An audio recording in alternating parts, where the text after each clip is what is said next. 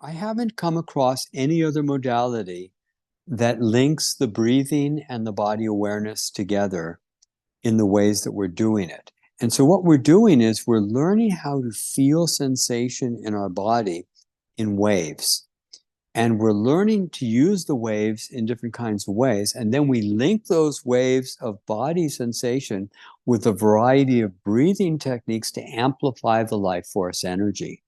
And when we get the energy really amplified, we see a lot of phenomenon that you're not going to hear about with the other modalities. And one of the things that I have leaned against way too much, because it's so fascinating to me, is you can just touch a person's hips and they'll immediately roll back into alignment.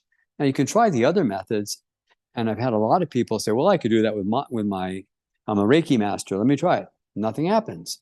But when you learn to use the breathing with the body awareness, you get this amazing synergy where you're amplifying the life force energy so much that we see a lot of phenomenon that you don't hear about with other modalities. Now, you can do energy healing with lots of modalities and see great results.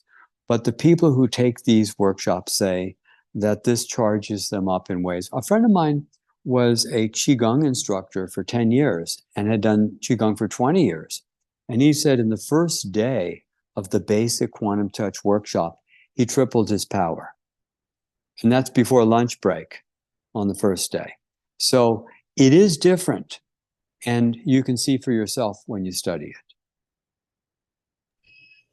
Great, thank you. I've also heard from many practitioners of other modalities that quantum touch supercharges or turbocharges their work. So that's pretty amazing. Yes. And thank you, Richard, and thank you to Sophia for your questions.